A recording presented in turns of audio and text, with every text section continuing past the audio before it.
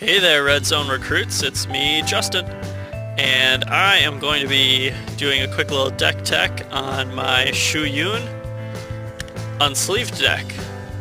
And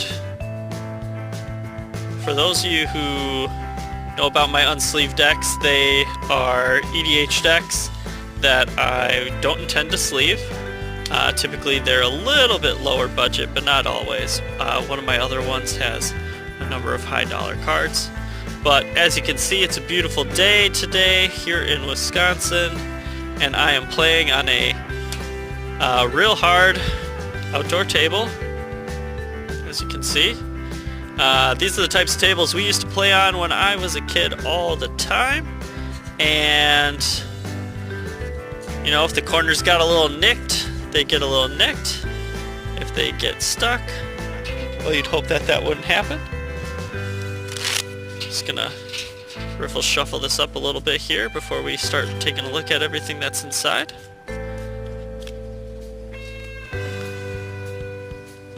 Hopefully the camera's not too shaky. So with Shu Yun, one of the big things to know about him is that you have to make sure that you... Sorry, I'm trying to get the camera right. Oh, there's my dog. You have to kind of play politics a little bit with Shu Yun. And, hey, how's it going? Thanks for joining. Sorry, I'm trying to get the camera to look nice. Here. Well, I don't think it's gonna work. Oh well, we tried. Anyway, with Shu Yun, you have to be careful because it's really easy to go and do 21 points of commander damage really fast with him. So typically what you're going to want to do is play a little bit of politics, build up your board, load up your defense a little bit more before you start to do anything serious. So I'm just going to start drawing cards kind of so you can take a look. Shu Yun, for those of you who don't know, has prowess, and whenever you cast a non-creature spell you can pay Boros hybrid twice. If you do, target creature gets double strike. So you can use it on him, you can use it on other creatures. It really doesn't matter. I built this deck with the sub-theme of having Feather inside, so that if we can get Feather out, we can get repeatable effect on our instants and sorceries. So a lot of these cards are going to be a little bit more budget, just because, again, this is an unsleeved deck. There's no foils in here or anything like that. So, but there are some nice gems. Prismatic Boon is a nice one, gives you protection from a single color for X target creatures. So that's a really good way to go in for the Alpha Strike if you've built up a defense. Nimbus Maze. Spirit Mantle is kind of like an auto-include for Shu Yun. Give him protection from creatures, he's essentially unblockable, and you can keep him safe from a lot of those effects. This one's one of the cards that I really like, Marquesa Smuggler. Has Dethrone, so it gets extra counters if you're attacking the person with the most life. This is a nice way of kind of bargaining and saying, hey, I'm not going to just automatically kill you with commander damage. I'm going to spread that love around. And he also has the ability to make it so that a creature gets haste and can't be blocked. So again, if you get this guy out first, and then you can drop Shu Yun, you can give him haste later in the game, which is really nice. Sulfur Falls. Sky Diamond, just a little bit of ramp. Seize the Day, this is another really good one. This is especially good if you can get Feather out. Commander Sphere. So land. Gold Swords to Plowshares, 4th edition. Giga Drowse is a really cool card. I'm going to put this one aside because I want to point out something that's kind of fun. It's a neat little sub-combo I put in here when you see it. Divine Reckoning is kind of a really nice board wipe. We can essentially pick Shu Yun. They'll probably pick their best creature, but we can pick one and kill the rest. It's really good against token decks. Sakashima's nifty because we can actually play him and then get a second copy of Shu Yun or any creature that we want. You can choose any creature in play, so you can copy pretty much anything, which is kind of fun. Veil of Secrecy, making it so it can't be blocked. Have to be careful with this one just because you want to play this last, essentially, if you're going to play a whole slew of instants and sorceries to buff your creatures up. Boros Signet. Island. Fervent Strike, this is just a way to give a little bit of extra buff, and First Strike could be good in taking out a big blocker. She essentially has semi-prowess. The nice thing about her is that you get to scry. I have a very big scry theme in this deck. I don't think I actually have any cards that search for something and then shuffle the deck. I just scry a ton in this deck. This is an awesome card. Reveal the top 10 cards of your library, starting with the next opponent in turn order. Each opponent chooses a different non-land card from among them. Put those cards into your hand, and the rest go in the bottom of your library in any order.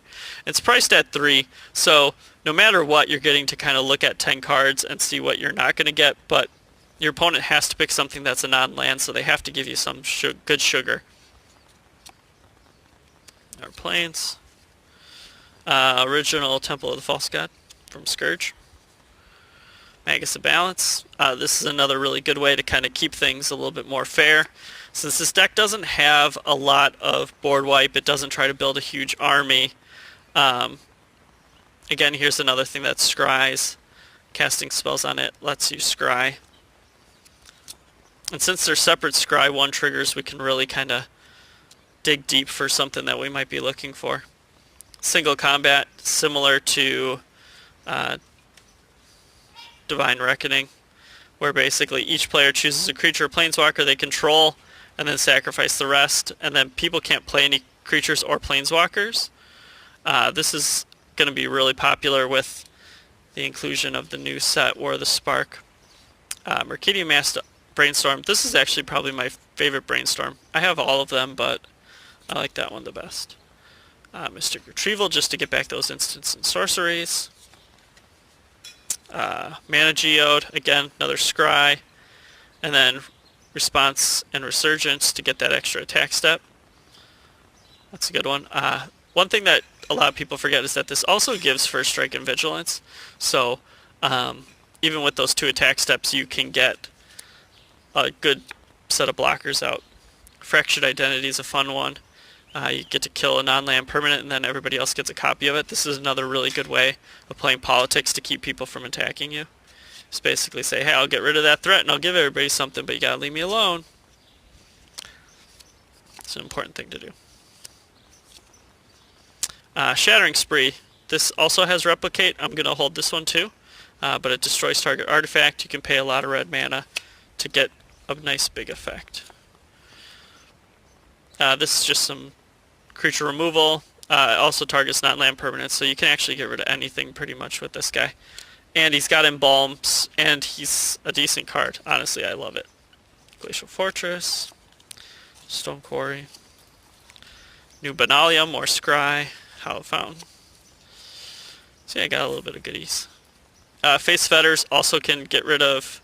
you can put it on any type of permanent. It's not really that great on enchantments, but it's nice on artifacts, creatures, planeswalkers. So that's a good one too. Is it Boilerworks? Marble Diamond from Mirage. Runechanter's Pike is a great card for Shuyun. Makes him real big. Day of Judgment, Wrath of God, same basic thing. Island. Young Pyromancer, here's a nice way to get a little bit of extra defense. We don't really ever plan on using those for anything other than just keeping our life total good. Adakar Wastes, Ice Age. This is actually my first closest to a dual land I ever got, which was kind of cool. Elusive Spellfist, this is another really great way to start taking out opponents. Every time you cast a non-creature spell, he gets semi-prowess, but he also can't be blocked, so that's a really cool card. Sorry, Signet. Alright, so Real Storm Conduit. This is where I wanted to show you those cards. So interesting about Real is that whenever you cast or copy an instant or sorcery, he's going to deal 1 damage to an opponent or planeswalker. Shattering Spree and Giga Drowse basically have built-in copying for 1. And this is a really great way to finish out an opponent pretty much out of nowhere. If you've got Ral in play, you can just do Giga Drowse, pop it for a ton, tap things that don't matter, and you're going to start pinging for 1 with Ral every single time because it does trigger off of every single one of those copies as well. So that's a really cool thing. Same thing with Shattering Spree. While it might be a little bit more expensive to take out like 4 or 5 artifacts, depending on the size of the board or what you're playing against, you can really do a lot of extra damage with Ral, which is cool. And then if you want to do the -2, I mean, you could copy it an extra time just off that if you didn't have all the mana for it. So that's a really cool card. Crash Through, Mountain. Aqueous Form, again, you get a Scry. This makes Shu Yun or whoever we give unblockable, so that's really handy. This is one of the recurring draw cards that I have in the deck. Just basically makes it so that if they attack you or a planeswalker you control, you're going to get to draw a card. You only get one, no matter how many things they attack. Vanish into Memory, another way to temporarily get something out that could be an annoying blocker. You get to draw some cards off of that. So if you can play out all those cards, then you don't actually have to discard anything when it comes back. And the other cool thing about this thing is that it returns that creature at the beginning of your next upkeep. So if you exile a creature on your turn, attack, they don't get that back right away. They don't get it back until your upkeep. Propaganda. Daxos, another way to kind of steal somebody else's cards and gain life. Command Tower, of course. Flame Slash, just to deal with those big baddies.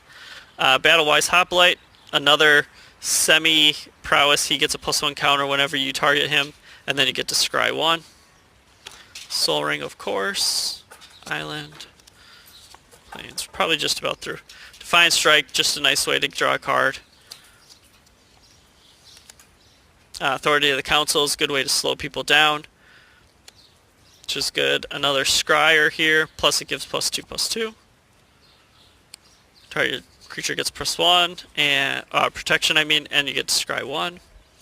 Narset is in here to try to slow other decks down that draw lots of cards. Basically, this is like the most play fair version of Shu Yun ever, but she's a nice way to kind of keep things a little bit more fair. Got Ghostly Prison, of course.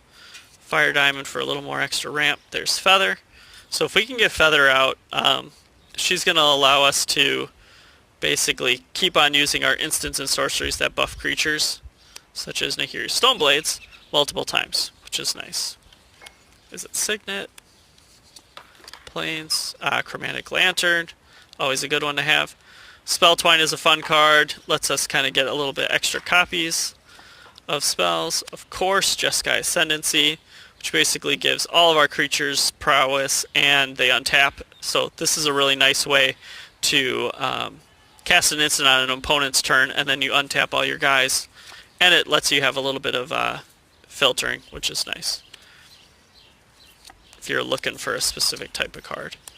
Dreadhorde Arcanist is another new one. He basically is kind of like a more fair Snapcaster Mage. Basically, he allows you, when you attack, to cast an instant or sorcery card equal to his power. So the big thing is that you want to kind of buff him up with something. So like you could do Nahiri Stoneblades. Now you can all of a sudden cast something that costs 3 without paying its mana cost. You could possibly even cast Nahiri Stoneblades a second time, which is kind of a fun thing to do. I think he's actually kind of a cool creature. Samut Sprint, again, Scry, and a little bit extra buff. Battlefield Forge. Onaginata. This is a great way to get trample on something. Shu Yun has power of 3, so it can equip right to him right away. So it's really cheap and a great way to give trample. Electro Dominance, of course, get those free casts at instant speed, so you can cast things that normally you wouldn't be able to. Key to the City, just another way to get unblockable. Opal Palace and land. Solar Blaze, this is again a board wipe, just in case things start to get a little out of control. Mountain and a mountain to finish off. So that is the deck. I do feel like it needs a little bit more card draw. I've got a Blue Sun Zenith that's just sitting in my maybes pile, but I haven't decided what to take out and put in. If you want to leave some suggestions, please do, on what would be good to put out or in. Please do not suggest that I put sleeves on this deck because I won't do it. But thanks. So I'll finish off with a few more riffle shuffles so you can watch that happen. You can hear me slapping it away on the table here. Anyway, I hope you enjoyed the deck tech, and oops, lost my hoplite. Oh, and I lost feather just now. That's alright. No big deal. Yeah, so hope you enjoyed the deck tech, and I'll talk to you later.